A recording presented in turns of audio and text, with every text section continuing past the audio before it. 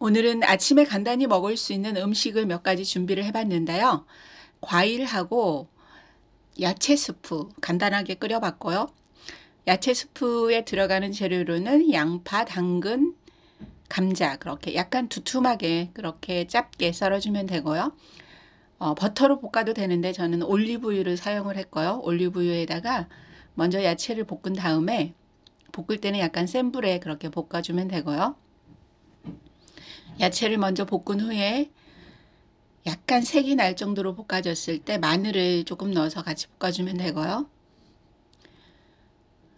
이때 색이 약간 올리브유를 넣게 되면 색이 또 그 노란빛이 살짝 나거든요. 그래서 그렇게 해서 볶아주고 살짝 볶은 후에 그리고 물을 넣어가지고 물을 한 컵 정도 넣으면 돼요.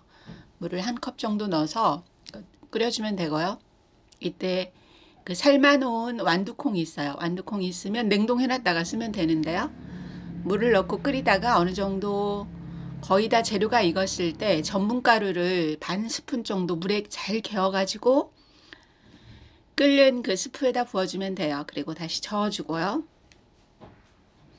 전분가루의 양에 따라서 조금 더 걸쭉해지고 농도가 묽게 되고 그러니까요. 그거는 조절을 조금 하면 될 것 같아요. 그리고 간을 해야 되는데 다른 간은 하나도 안 하고 소금 간으로만 했어요. 소금 천일염만 넣어가지고 간을 해도 그 야채 볶아지면서 그 나온 맛하고 어우러져 가지고 상당히 개운하고 맛있어요. 그리고 후추 몇 알 넣어주면 되고요. 이렇게 해서 더 끓여줍니다. 이렇게 끓였을 때 처음 그 물이 한 3분의 1 정도 줄어 있고요. 이렇게 약간 그 국물이 뿌연 색깔이 나오고요. 이렇게 해서 계속 좀 끓여주면 이제 거의 다 됐고요. 그리고 계란 프라이를 하나 하고요.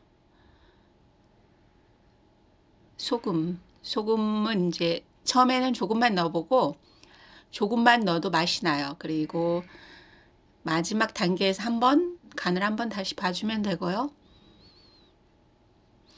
이렇게 해서 이제 다 끓은 야채 스프를 그릇에 담아서 드시면 되는데요. 상당히 맛있어요.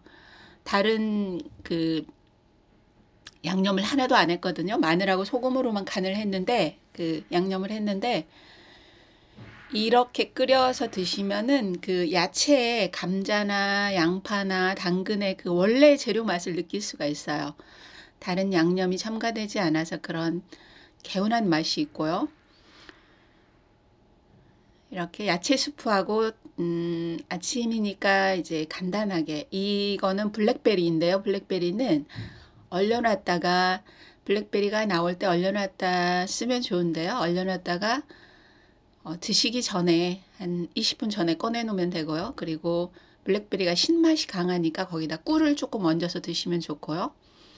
그리고 계란 하나 그렇게 하고 사과 몇 쪽, 아침이니까 사과 몇 쪽 그렇게 해서 야채 스프하고 드시면 이 야채 스프가 상당히 개운해요.